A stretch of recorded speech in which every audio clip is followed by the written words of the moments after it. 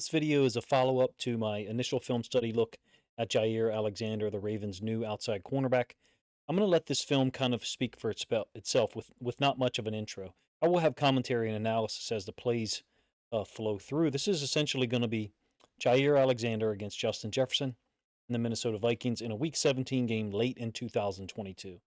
Now, look, you can criticize the outcome because Kirk Cousins was awful that night, but 2022 was a season where I think he had 28 or 29 touchdowns, maybe 13 or 14 interceptions, including multiple ones here. First and foremost, Jaire Alexander was physical, and if healthy, I think you're going to see extra contact from him with receivers and at variable timing, basically to disrupt the wide receiver at particular moments during the route, like a pitcher, not really with just various pitches that arrive at different speeds, but almost like one with a different wind up, where you as the hitter are getting two variables at once. First, is the corner, in this case Alexander, going to make contact with me? Is he going to be physical? And then when is he going to do so? He's slightly irregular in that regard. Maybe I need to expand on those thoughts a little bit more. Him and Marlon Humphrey are two of the guys I think that are the best at it. Couple of examples here of what I'm talking about early in that game. Consider these like establishing shots, how you're trying to set a little bit of a tone with a receiver as talented as Justin Jefferson. The pass gets batted down at the line of scrimmage here. I believe this is the first possession. Pass gets knocked down by a defensive tackle. Cousins is throwing the ball anyway, and I think Alexander's in pretty good position here after a pretty physical jam to possibly make a play on this ball if it does get through the first line of the defense. Inconsequential in terms of the matchup, but again, I think this is second possession. I believe I have some of the possessions or sequences out of order here, so my apologies for that. But being physical with a talent as strong and consistent as a guy like Justin Jefferson is just a good idea, and I think it just illustrates how much confidence Jaire Alexander has. It's a second down play. You don't know whether it's run or pass. And A, let him know how difficult and challenging the day is going to be if he wants to get open consistently. And also B, let your teammates know that you'll stand up to someone with all pro caliber ability like a Justin Jefferson. Now the reality is from this game and any contest where you're dealing with supreme talent, you're not only playing man-to-man coverage against a player of his caliber. Alexander and the Packers DBs played with great leverage in this game, consistently taking one side in order to funnel Jefferson into help, generally in the form of a safety. There is some situations where Alexander plays him man, and I'll show those a little bit later on in the game. But overall, this is just a well-conceived game plan, if you ask me. And this next play is just the first example of that.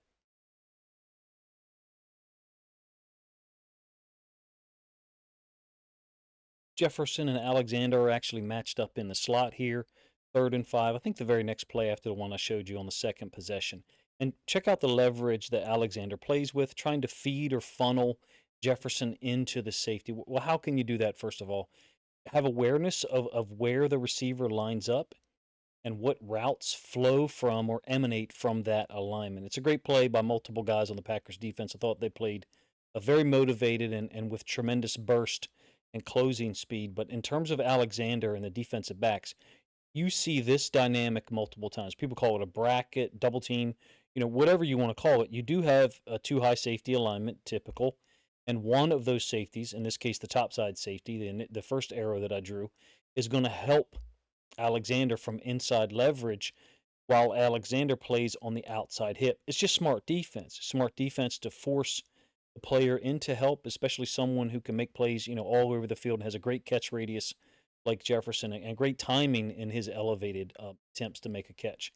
And from the end zone angle, you don't get much here other than in the top right corner, at least momentarily or briefly, you saw that safety who kind of played a role in preventing or keeping Kirk Cousins from going to the first place he looked in terms of his choices for where to throw.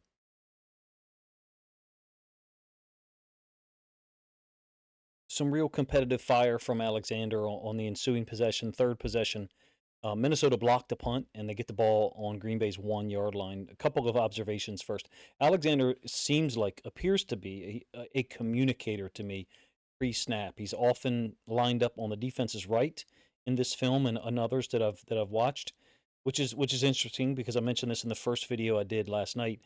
If the Ravens end up with this kind of movement, strategic movement of cornerback utilization, depending on where the ball is. Basically, if the ball is on the right hash, wide side to the left for the offense, I wonder if Jaire Alexander will be in the game a lot, or if the converse or the inverse is true, where he would play to the boundary if the ball's on the left hash for the offense, and then maybe come off the field some when the ball's on the opposite hash. My point in mentioning all of that is, A, Marlon Humphrey can play anywhere. Nickel DB, left corner, right corner. Jaire Alexander appears to me to play more on the right-hand side. Wiggins last year spent the bulk of the time playing on his left. The Ravens generally do run a right and left corner system. Stevens played to the boundary occasionally, but for the overwhelming majority of his snaps with the Ravens in 2023 and 2004, he was playing on the right-hand side. Essentially, we have upgraded significantly with a third or fourth corner available in the form of Chiwetel Ewuzie, who I think, if he's completely healthy, can give you excellent coverage in man, zone, or match schemes as well.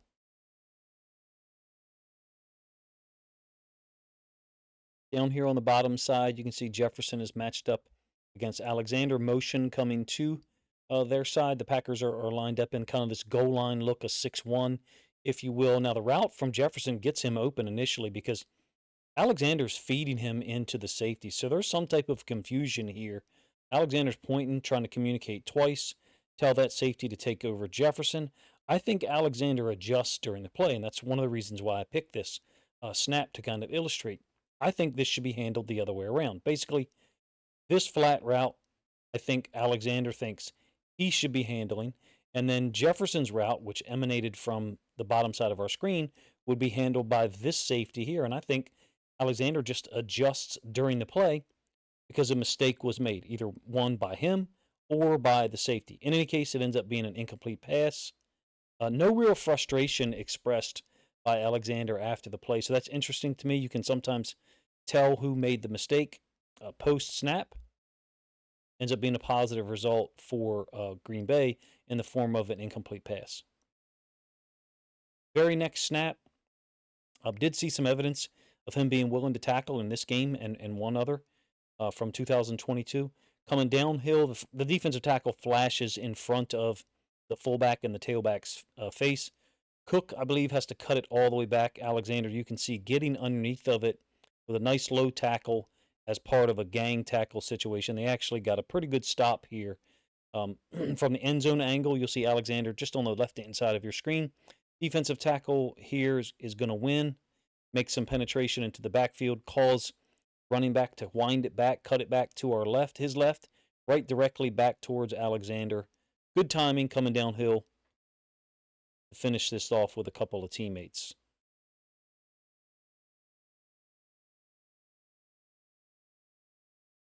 Again, they seem to have a really good plan and understanding of the routes that flowed from Jefferson's various alignments.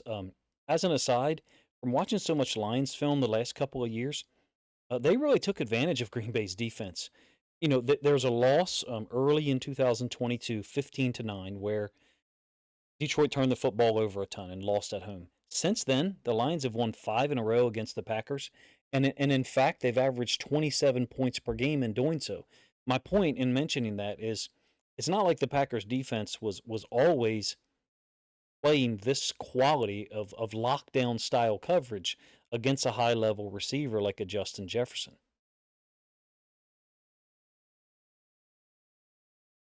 3rd and 3 here. He's down at the bottom side of the screen. We're now into the 4th possession, I believe. Again, I think I mixed up some of the series or sequences.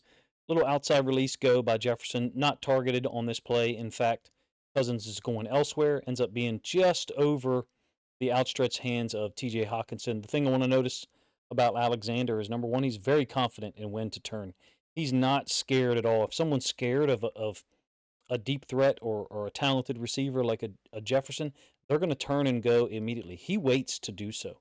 He trusts his long speed, trusts his acceleration, his ability to go from second to fifth and match Jefferson. Forgive me if the speed of the or the film, excuse me, is kind of staccato or broken up.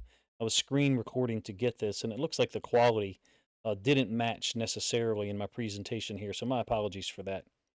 He's now on Jefferson at the top side of the screen. Again, Alexander generally played on the right in the film that I saw, so didn't travel except certain situations against high quality guys like this. Going to be another outside release by Jefferson, and in this instance, he is actually targeted from Cousins.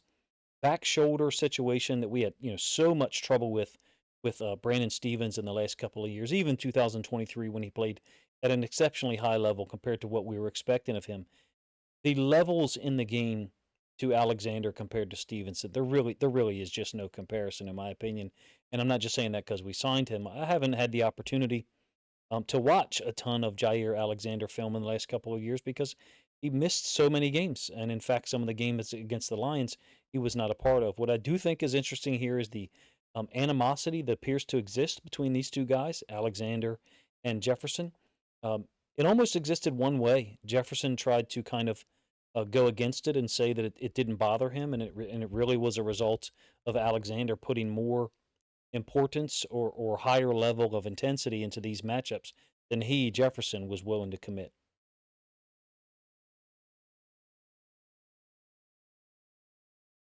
It's not that every matchup between these two teams, between these two players, went this way. And in fact, in two games from 2024, Justin Jefferson had 14 catches on 19 targets for like 177 and one touchdown against Green Bay. Now, Jaire Alexander didn't play in either one of those situations, both wins for the Vikings. The very next play after that incomplete pass on the back shoulder fade where Alexander kind of danced or delivered Jefferson's patented dance to him in front of his face. 3rd and 10. I think we're into the 5th possession, like I said. And again, Alexander takes kind of outside leverage here. You can almost see him leaning before the snap. Also influenced by the release that Jefferson has, clearly veering to the inside.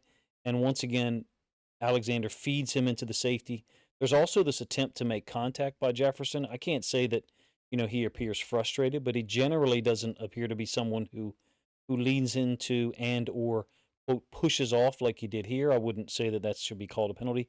In any case, it's a completed pass, a little delay under route by Hawkinson that sets up a 4th down for the Vikings. Alexander at the bottom side of the screen, very next play. Up at the top, you can see Jefferson is into the slot, into the boundary.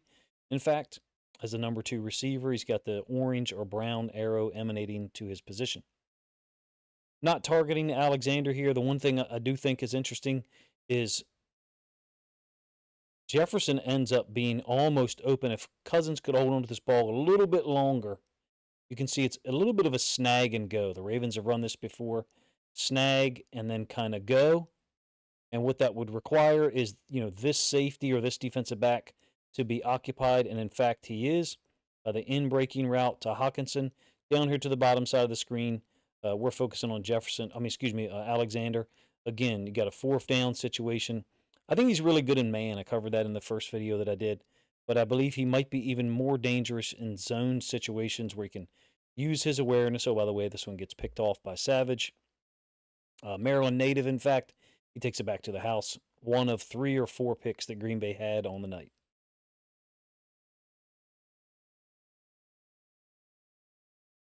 More evidence of how often and how much Jaire Alexander seems to be a communicator pre-snap. You see this consistently, him kind of commanding the defense, which I think is unique setup for the Ravens in 2025 because we have Roquan, we have Marlon Humphrey, we have Kyle Hamilton, Kyle Van Noy, all guys who do a great job of communicating, getting others in the right position. Alexander won't be targeted here. He does take kind of this zone release.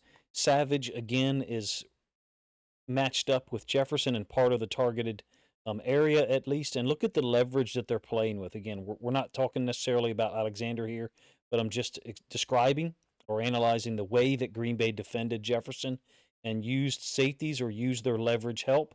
So Savage is playing underneath of this and clearly feeding Jefferson to the safety, forcing, really a low percentage throw. It almost kind of looks like trail man, if you will, with Savage taking an inside leverage position.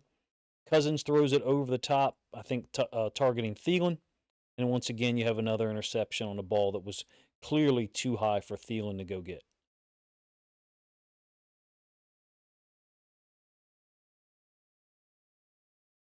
This is the lone catch for Jefferson in that game. Again, he had one catch on 5 targets, I believe 15 yards, all 15 of them occurring here. Pre-snap, Jefferson and the safety excuse me, Alexander. Second time I've done that. My apologies. Alexander and the safety are communicating. You can see as the ball is snapped, they don't really appear to be on the same page.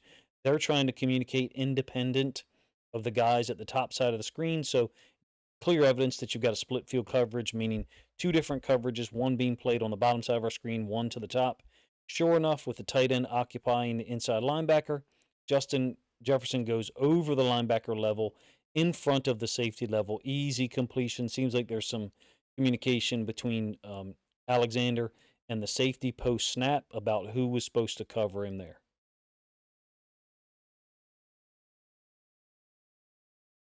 The two things I've been surprised about in watching the film, and I've watched a shit ton of it in the last evening and today, early this morning. I expected to see a tremendous athlete, and I got what I was asking for. I got what I expected, I should say. I expected to see someone with great agility, change of direction skills. The ball skills, these guys got 12 interceptions in his career. Check that box too. I didn't expect to see someone who was such a communicator, an organizer of the defense. And for him to have the talent that he has, and now, granted, this is 2022 film. I get it. Some might say, hey, it's not applicable, coach. You're watching film that's too old. How far back do you want to go to judge a player's talent? Well, Lamar Jackson film from 2022 looks the same. Well, actually, 2024 looked better, right? And 2023 did as well for various reasons. But Derrick Henry film from 2022, 2024. What do we expect out of him from 2025? The same thing that we saw in those 2 seasons. I don't think that it's out of the realm of possibility at all that we get the best or close to the best version of Jaire Alexander. There's no reason he can't offer these types of games with this quality coverage if healthy. Whether you think that's worth $4 million to you or to your favorite team or not, we may disagree. I think it's a great salary setup.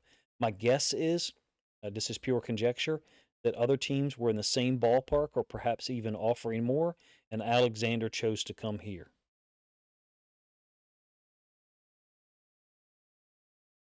Last play that I'll show that I think kind of speaks to the extreme confidence that he has, or maybe lack of respect for certain quarterbacks and receiver combinations. At the top side of the screen, again on the right hand side of the Packers defense, and you can see that he's pointing to Walker, telling him, number 7, to line up over the number 2 receiver, which in this case is Justin Jefferson. Most of the time, Alexander's playing outside corner position, lined up against the number 1 receiver.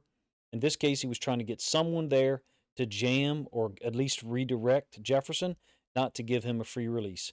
Look at the lack of respect that he being Alexander, has for the arm strength of Kirk Cousins. There's a half field safety that as if you're Jaire Alexander in this situation, that safety is going to be dealing with Jefferson.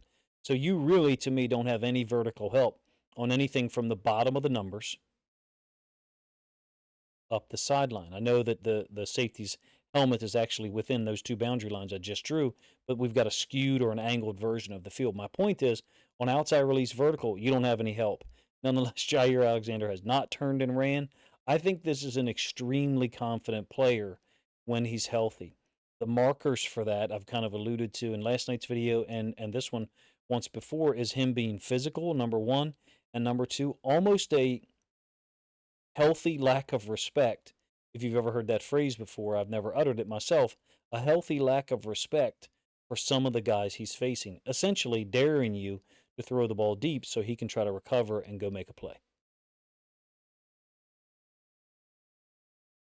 If you can't tell from this piece of content or last night's video, I'm a huge fan of the signing.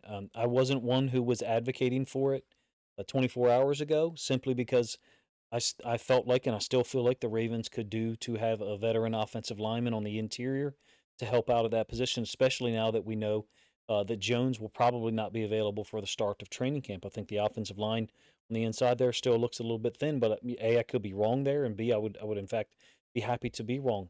For this signing, for this level of talent, for between 4 and $6 million.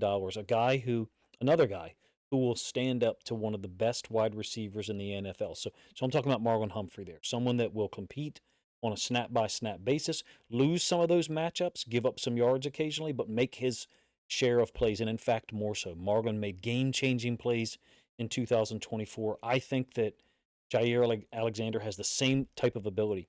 I can't prove that necessarily from 2024 film. He did have 2 interceptions early in the season, and in fact, the 2 games I had, I thought he played quite well. Woozy, if he's completely healthy, and when I say that, I mean near or close to his pre-2022 ACL injury form, he's a heck of a football player, very smart. This is ridiculous depth for one position at outside corner, with Marlon being the swing player to move and play the nickel position, occasionally play dime. Besides Hamilton and Starks, we've got young guys in Brad and Kane. I know there's other players there to compete for their opportunity and complete the secondary group, right? Bilal Kone, a player who I think very highly of, drafted late. Also Longer Beam from Rutgers. It's very possible we see a lot more dime in 2025. I think Alexander just gives the Ravens more versatility and legit high level talent at a position they already were in a good spot for. I like Awuzie, Wiggins, and Humphrey as outside corners. Now, the injury to Ardarius kind of, if you ask me, had a trickle down or domino effect, meaning Marlon was probably going to have to play more nickel than he would have if we had Hamilton, Starks, and Ardarius there for 2025. So as a result, Marlon probably moves to more of a full-time nickel position, but he'll probably still play some outside corner. This is a great secondary, potentially, if you ask me, or to utilize for Pagano to be there to coach. We have 2 extremely important games with the Bengals in this division in 2025. Not to ignore or downgrade the Browns or the Steelers at all, but because of the way the Bengals have structured their team, if we can win more of those individual matchups against Higgins and against Chase, like Marlon did last year at some very important times, then it puts us in a great position to sweep that team one again and get the division championship into Baltimore for one more season. I like this signing a lot. You're more than welcome to let me know if you have a different opinion of it. I tried to present as much balanced film as I could, but to be honest with you, this particular game against the Vikings in 2022, it was a whitewash. It was damn near a blowout from the defensive standpoint for the Packers. And I think Jaire Alexander had a lot to do with it, holding Justin Jefferson to 1 catch for 5 yards, really frustrating him at times to the point where after that last interception, Jefferson ends up slamming his helmet on the ground because he's so pissed off. I appreciate you guys' time. I would welcome any feedback, positive or negative, in the comment section. And additional to that, if you think other Ravens fans would enjoy this film study look, a second one on Jaire Alexander, then please consider grabbing a link to this video, sharing it out on social media to help this content get more reach.